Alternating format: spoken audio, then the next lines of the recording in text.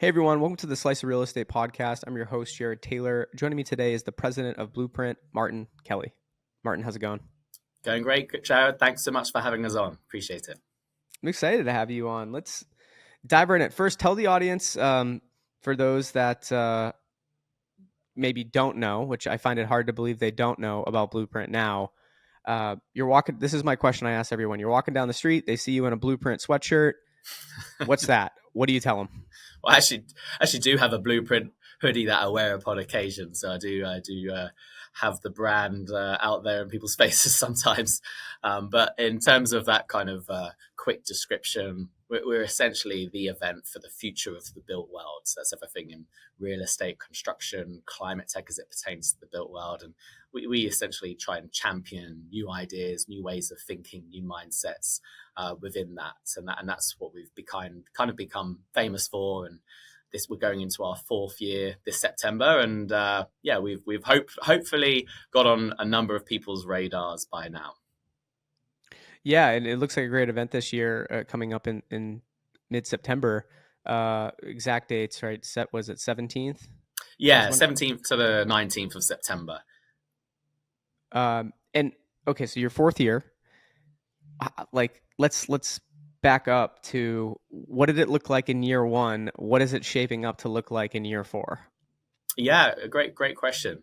And so I actually joined the Blueprint team 2 years ago to take over as president. And but in terms of to kind of go back to give it its original story, we are part of an event studio. So Connective, and Connective has a background in looking at industries and spaces and essentially creating the industry defining event, and particularly coming at it from a more futuristic, tech-enabled approach, and we look at areas kind of like a venture capital group might look at a space. And so in the real estate space specifically, you can kind of see there's a ton of multi-family focused events, single family focused event, brokerage focused events. But there isn't really this kind of all-encompassing built world event, we feel, at this stage, and that's why we have a lot of partnerships with people that kind of like look for opportunities across that spectrum, and we feel we can kind of identify really exciting ideas because we've got a broad space to play in, and we work very closely with partners to enable us to do that. And ultimately, the rest of the industry then wants to hear about these, and that's kind of why we've managed to essentially build something that's quite exciting, fresh, and hopefully provide inspiration for people within the built world to kind of take ideas from other areas. And ultimately, what are we trying to do in these industries? We're trying to accelerate innovation, accelerate ideas, accelerate partnerships, and ultimately that happens through that. And our event studios worked in different areas, like in insurance, logistics, Medicarians. But in terms of the Blueprint team, we're partners in it. We're almost like a startup, basically, and we all kind of build it together. We work year round on Blueprint, but we share the resources of the event studio. So it's kind of like a platform to enable these events to grow, which is a very hard thing to launch a serious event of scale. And that's really what we're set up to do. And what are the latest trends in real estate and construction that you're really staying on top of, and how did you incorporate that into this year's event? It's a very difficult thing to do, right? Because you're planning these events, in some cases it's months and a year plus in advance, and yet you have relevant topics still. So let's talk a little bit about, first off, for this year's event, what are some of the trends that the event's going to really discuss, and topics? And then, how do you identify what's kind of the relevant topic throughout the year versus what's just maybe the quick one that'll go away in a couple months by the time the event happens? Yeah, great question, and that is that's a challenge. That's why we don't actually release the content of the agenda until fairly close to the show. In fact, we haven't released the full agenda until next week. So that's something that will go up, and that's one of the reasons we essentially collect our speakers first, and then we make sure that we're current and up to date. But to answer the question in terms of topics that we're certainly covering, which may be because of what's happening in the industry. Obviously, in the brokerage world, the big story is with regards to the settlements, and so the fallout of that. It's actually a really interesting landscape for the industry, because we know that coming out of that will be a hell of a lot of new opportunities, new firms, new ideas, because there's just upheaval, and that's just a fact. So we see a lot of interesting opportunities that will arise from that, and a lot of our speakers are very keen to talk to that topic and see how things can change and react. So that's one that's certainly kind of contextual, because that's a big industry trend that's happened. Some other aspects are focusing around particular developments that are starting to make their way in the world. So like new urban communities. So we've actually created this thing called the Vision Stage, where we've invited very impressive developers like Marianne Gilmartin, who built the Barclays Center, is building Baltimore Peninsula, or Rich Rodriguez built the Burj Khalifa and is working with Amherst now, to Casey Roloff, who's building this new community called Seabrook.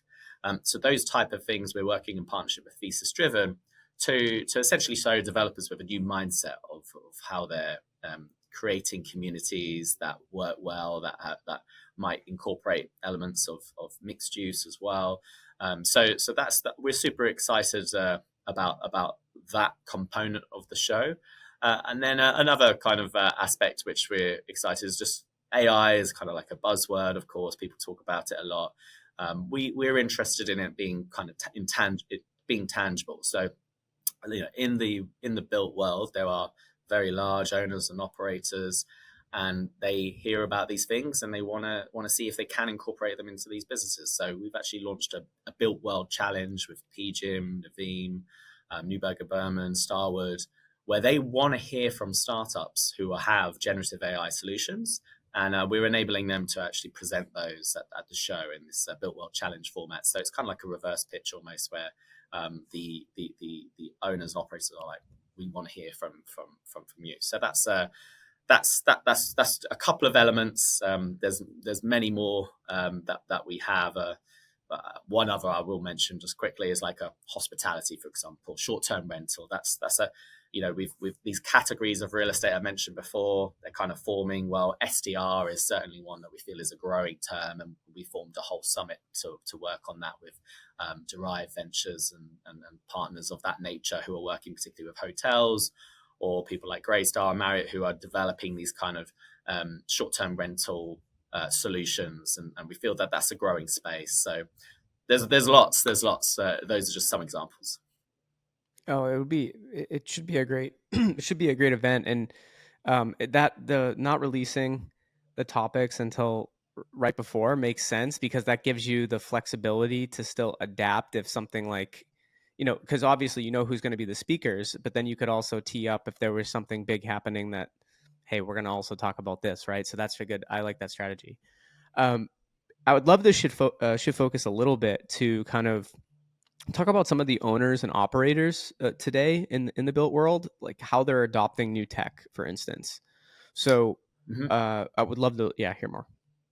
Yeah, look, that's a big challenge, and that's a big challenge that's faced the industry. This industry is, it has many different layers as well in terms of adoption. It's not a straightforward thing to just kind of like pick up a tech solution and run with it. That's what it has become clear. And so there's many different ways. We noticed in terms of well, let's pivot for a second to construction, for example.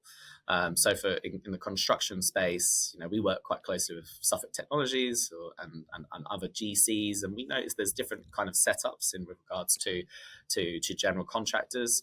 So Suffolk Technologies is an example of one that's built its own CVC and is well-funded CVC as outside investment, and is trialing, like lots of new ideas within their their very substantial business, where they can deploy it on difficult problems, because they have projects of scale. So that's interesting. And then once they kind of prove them out, they can obviously see whether they work, and that's one element. Now that's on the larger scale, and let's flip to another area like multifamily. But it's interesting that the adoption issue might actually be similar, even though we're talking about completely different kind of companies here. In multifamily, same thing. You might have large multifamily owners and operators who have hundreds of thousands of units. Now, in terms of the solutions that are useful for those owners and operators, they might be different for a small to medium sized multifamily owner or operator. And the same could be said of GCs. So that's where we find, in terms of adoption of technology, there is this element of the kind of missing middle has been a term that's kind of been thrown around, and people kind of coming in now to help with that adoption side. And it's kind of like, just there isn't really a one size fits all in all these different areas we're noticing, whether you're talking about construction, multifamily, single family. So that's where there's this kind of push or need for people to come in and kind of smooth the way, adapt things for the appropriate owner and operator for their needs. So we're starting to see that, and even a focus from the government in that essence, that they've kind of run, let's say, initiatives to, like the Department of Energy, to focus on kind of climate tech solutions. What they've realized is they need to do more help with the adoption, and so that's been a big push. And a Blueprint itself, we even kind of try and do some of this element. A big part of what we're doing this year is for owners, operators, developers, GCs. We actually have specific round tables where we can have peer-to-peer discussions about exactly that, like how can I adopt, and usually facilitated by consultants or advisors or people that can take a deep dive on a particular topic. And we're just noticing that more and more across industries that is being done, and that should smooth the way for this critical period where progress will be made over the next 10 years quite rapidly, in our opinion. What do you think this year was one of the most shocking things that attendees will be this is ahead of the event, right? Like maybe this is a conversation they bring to the event, and maybe part of it you're covering. But what do you think, whenever you go to these events, there's always something even before the event that people kick off their conversations when they're networking, right? What do you think in the built world was maybe the most shocking thing that happened this year, or the most noteworthy? The most shocking thing, well, I'd say probably the most shocking thing is that the fallout from the settlements is probably the kind of that's maybe the major newsworthy aspect that will have adjustments to it. So that would be what I would say the most kind of shocking thing would be. In terms of the other aspects of the built world, maybe I would say it's not shocking really. It's kind of more, maybe a little bit more mundane than that. It's actually, there's a lot of work to do in terms of gaining adoption, having things kind of take off. A lot of kind of in the weeds, figuring out how to smooth things going through. I mean, one of the issues we've had in the built world is areas that theoretically should make sense and should do well, like modular, for example, have struggled to kind of take off. And so even some well-funded companies that seem to have a good reputation, who have raised capital, who are have produced good products, have struggled to kind of reach that next level. So that's really an area. That's really the challenge that faces the industry as the whole, is how can these companies coming through succeed. And then the other aspect is regards to kind of the financing of firms. So how we see that. So obviously there's a lot of discussion around PropCo OpCo, and that's a big issue. Like, have we been appropriately pouring money into this space in the right way? So for example, there's the operating company and that, but like in terms of what they need to build the real estate, probably need to finance it in a different way. And we're seeing all sorts of different models coming through. And actually we're seeing new financing coming from like institutional players. An example is Alpaca has a real estate fund. We have we're seeing institutional capital be able to provide more money into tech forward real estate through their real estate funds, and that's potentially the beginning of something quite significant. And so that's a trend, but it unlocks a lot of potential. And so that could have big ramifications for the future, just in how we, and that's not, singular to Alpaca. There's people that have done that for many years or looked at the space in that way, like Zig Capital and those type of people. But we see that as a trend that's only going to continue.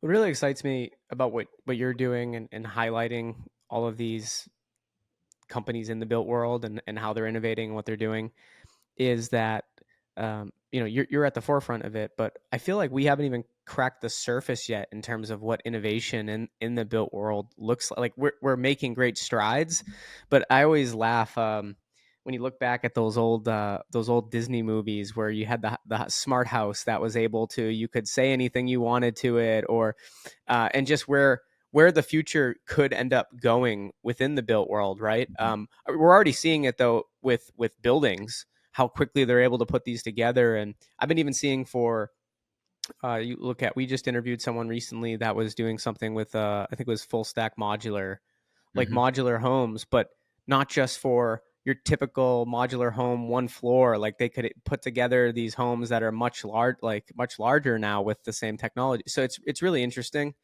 um, I would like to give you some time too, Martin, to talk a little bit about um, the vision stage and the developers you have showcasing new projects at this event. And maybe specifically, we can talk about Marianne Gilmartin, um, the latest project, and the impact on the industry. Oh yeah, sure.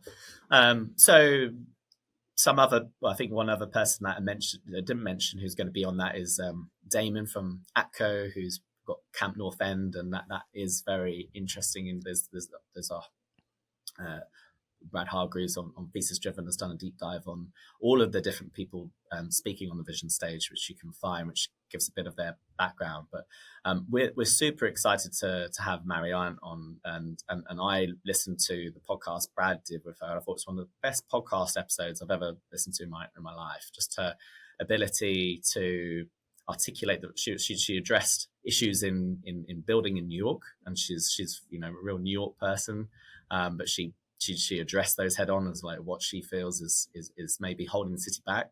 And at the end of it says, when he says, where are you going to bet on? She's like, New York. So even though there's all these challenges, she still believes in the city. But the Baltimore project, I just find fascinating. She's worked with the founder of Under Armour, Kevin Plank, and Goldman Sachs to essentially build this very ambitious, a huge site that's going to bridge the north and south of Baltimore. There's a division there, and this site would essentially bridge that. And it's ambitious, it's bold, but it could potentially have huge ramifications for that city. And look, Baltimore's an amazing place, and as an English person watching The Wire, back in the day, it's fascinating to watch that, and it's really exciting to see kind of the opportunities that could happen there. And that's, it's kind of almost similar as well to places like Detroit, and people like Dan Gilbert have done there. So with Bedrock, and that's where we feel like this vision stage, that's what it encompasses, is people trying new things that are going to have a meaningful impact, and are just thinking about developing real estate or building real estate or constructing buildings in a new way. Well, I'm really excited. I can't believe that Blueprint is, I mean, almost a month out, right? Yeah, almost a month out, about a month and a Yeah, half. so so September, yeah, so not far. And that's the funny thing, is that people say to me, because we just work on Blueprint year round, and that's our ambition, is to keep scaling it. Some people say, so you only work for 3 days a year, what do you do the rest of the time? But ironically, in this period, as we're coming to the end of July, I am swamped with just requests for people to get involved, and just trying to and we spend a lot of time to try and be thoughtful about curating the who should come. We are a high level event, so it's very senior level people who we think have influence and the ability to change the built world essentially. So it's a different type of event, and we are very thoughtful about it. But that requires a lot of effort on our part, which we're delighted to do. But yeah, it's a busy period right now. To have a successful 3 days, it takes a year at least, Oh right? yes, To make yeah, sure everything for goes sure. well. Um, yeah, that's funny. That's funny. Martin, I want to thank you so much for joining us here today and look forward to staying in touch and getting updates on what's happening within the built world. Thank you for all that you're doing for the built world. I know a lot of people love this event and are excited that you decided to start putting these on. Um, and wish you the best of luck. And let's definitely stay in touch. Thank you so much, Jared. I am a big follower of Slice of Real Estate and Slice of Construction, and we're looking forward to seeing how you grow your platform as well. And just delighted that you've had us on. So we appreciate the time.